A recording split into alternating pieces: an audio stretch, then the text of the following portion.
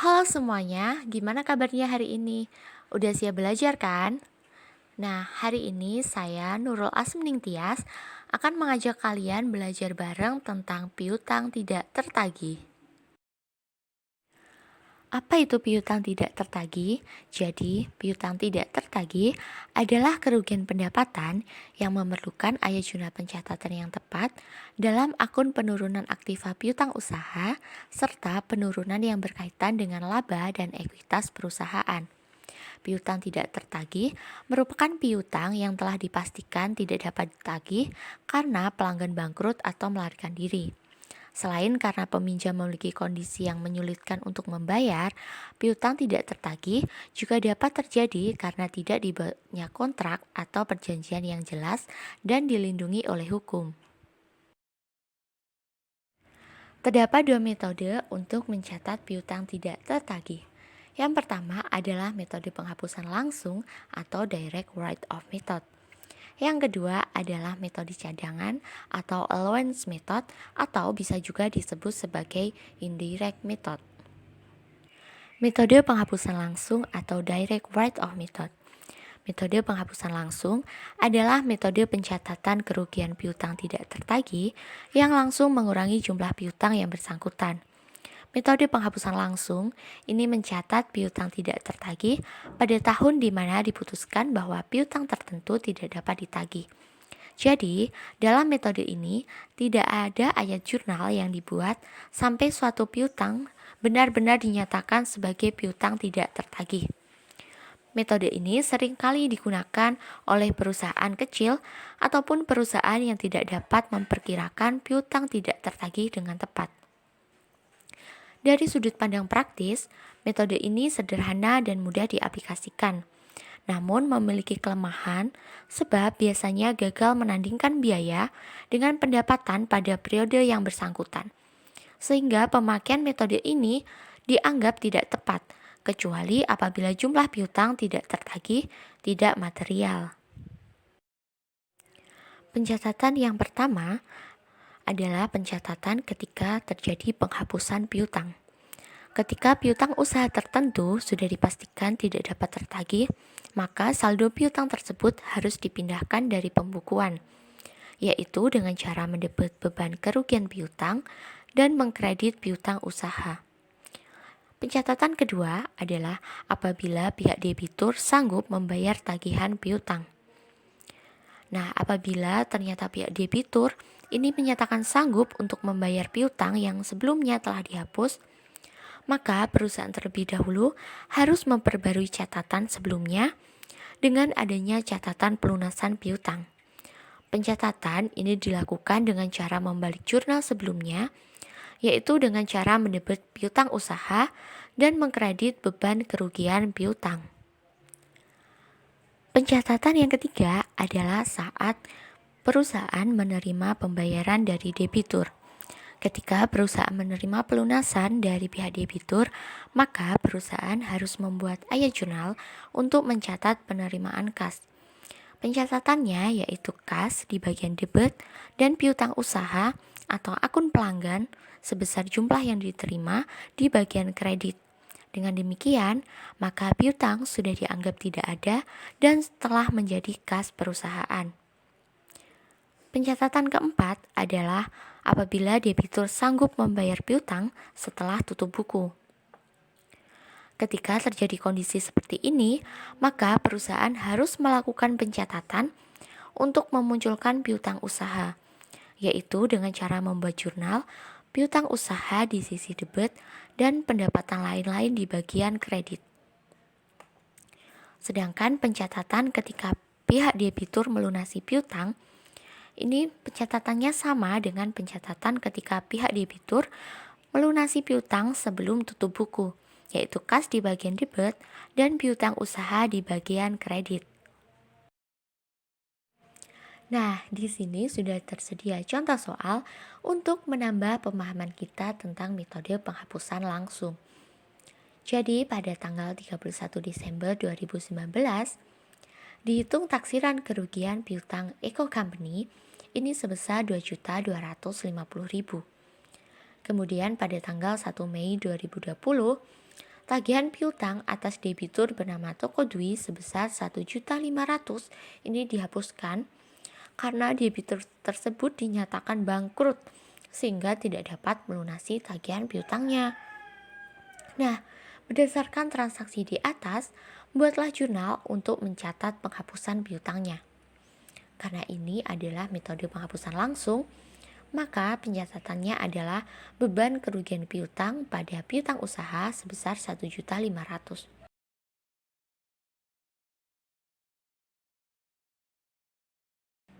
Loh, taksiran kerugian piutangnya nggak dicatat. Nah, karena ini metode penghapusan langsung, jadi kalian harus ingat bahwa taksiran kerugian piutang tidak berpengaruh kepada pencatatan. Dan perusahaan hanya akan mencatat penghapusan piutang ketika piutang tersebut benar-benar dinyatakan tidak dapat ditagih. Nah, metode yang kedua adalah metode cadangan atau juga bisa disebut metode tidak langsung atau indirect method, yaitu metode pencatatan kerugian piutang tidak tertagih yang tidak langsung mengurangi piutang yang bersangkutan, melainkan dicatat dalam suatu akun yaitu cadangan kerugian piutang atau cadangan piutang tak tertagih. Metode cadangan ini digunakan apabila kerugian piutang yang timbul ini cukup besar atau jumlahnya material. Metode ini seringkali digunakan oleh perusahaan yang berskala besar yang terbiasa mencatat perkiraan piutang tidak tertagih. Metode ini mencatat beban atas dasar estimasi dalam periode akuntansi di mana penjualan kredit tersebut dilakukan. Dalam metode cadangan, pencatatan diawali dengan taksiran kerugian piutang. Taksiran kerugian piutang pada metode ini diakui atau dicatat pada tahap akhir periode, sehingga bukan pada saat terjadinya penghapusan piutang. Nah, pada akhir periode piutang yang ditaksir tidak dapat diterima pembayarannya ini harus dicatat dengan cara mendebit beban kerugian piutang dan mengkredit cadangan kerugian piutang. Pencatatan yang kedua adalah penghapusan piutang. Ketika debitur ini menyatakan benar-benar tidak dapat membayar piutang perusahaan, maka perusahaan harus menghapus piutang dari debitur tersebut dengan melakukan pencatatan, yaitu cadangan kerugian piutang berada di debit dan piutang usaha berada di kredit. Pencatatan yang ketiga adalah ketika debitur sanggup melunasi tagihan piutangnya. Jadi, ketika debitur ini menyatakan sanggup untuk melunasi piutang perusahaan, maka piutang yang telah dihapus sebelumnya ini harus dimunculkan kembali dan cadangan kerugian piutang harus dihapus. Jadi, pencatatannya adalah piutang usaha berada di sisi debit dan cadangan kerugian piutang berada di sisi kredit. Sedangkan untuk pencatatan saat menerima pelunasan dari debitur, antara metode penghapusan langsung dan metode cadangan ini sama, yaitu kas berada di bagian debit dan piutang usaha dicatat di bagian kredit. Untuk lebih memahami bagaimana perbedaan dari metode penghapusan langsung dan metode cadangan, di sini terdapat contoh soal. Pada tanggal 31 Desember 2019, dihitung taksiran kerugian piutang dari Holland Company sebesar 2.200.000. Kemudian pada tanggal 1 Maret 2020, debitur bernama Valen mempunyai tagihan piutang sebesar 1.100.000. Namun sayangnya, Valen ini mengalami kebangkrutan sehingga tidak dapat melunasi tagihan tersebut. Berdasarkan transaksi tersebut, maka pencatatannya adalah beban kerugian piutang di sisi debit dan cadangan kerugian piutang di sisi kredit untuk mencatat taksiran kerugian piutang sebesar 2.200.000. Sedangkan untuk mencatat piutang yang telah dihapus adalah cadangan kerugian piutang pada piutang usaha sebesar 1.100.000. Jadi, perbedaan pada pencatatan metode penghapusan langsung dan metode cadangan adalah ketika ada transaksi taksiran kerugian piutang, maka pada metode penghapusan langsung, transaksi ini tidak perlu dijurnal. Sedangkan pada metode cadangan, transaksi ini dijurnal dengan menjurnal beban kerugian piutang pada cadangan kerugian piutang. Perbedaan kedua adalah jika metode penghapusan langsung ini menggunakan akun beban kerugian piutang untuk mencatat adanya penghapusan piutang, maka metode cadangan ini menggunakan akun cadangan kerugian piutang. Faktor-faktor yang mempengaruhi besarnya piutang tidak tertagih. Ternyata, besar kecilnya dana yang diinvestasikan pada piutang ini dipengaruhi oleh beberapa faktor loh. Yang pertama adalah syarat pembayaran penjualan kredit yang bersifat lunak atau ketat. Jadi apabila perusahaan lebih mengutamakan profitabilitas dibanding dengan keselamatan kredit, maka dapat dikatakan bahwa perusahaan ini menggunakan syarat pembayaran yang bersifat lunak, sehingga dana yang diinvestasikan pada piutang ini menjadi banyak. Sebaliknya, apabila perusahaan lebih mengutamakan keselamatan kredit dibanding dengan profitabilitasnya, maka perusahaan menggunakan syarat pembayaran yang bersifat ketat yang mengakibatkan dana yang diinvestasikan pada piutang ini menjadi sedikit. Yang kedua adalah volume penjualan kredit. Apabila volume penjualan kredit semakin besar, maka dana yang diinvestasikan pada piutang juga akan semakin besar. Yang ketiga, kebiasaan membayar dari pelanggan. Pelanggan yang senang membayar piutang dengan memanfaatkan cash discount dapat mengakibatkan dana yang diinvestasikan pada piutang ini menjadi semakin sedikit. Begitu pula sebaliknya. Hal ini untuk mengurangi kerugian pada perusahaan. Yang keempat adalah ketentuan tentang pembatasan kredit. Ketentuan yang ditetapkan oleh perusahaan terkait batas kredit dan dalam menentukan siapa saja pelanggan yang diberi kredit, ini memiliki pengaruh terhadap dana yang diinvestasikan pada piutang loh. Faktor yang terakhir yaitu adalah kebijaksanaan dalam pengumpulan piutang. Apabila kebijaksanaan dijalankan secara aktif, maka dana untuk pembiayaan aktivitas pengumpulan piutang tentu akan lebih besar, dan begitu pula sebaliknya. Metode estimasi piutang tidak tertagih.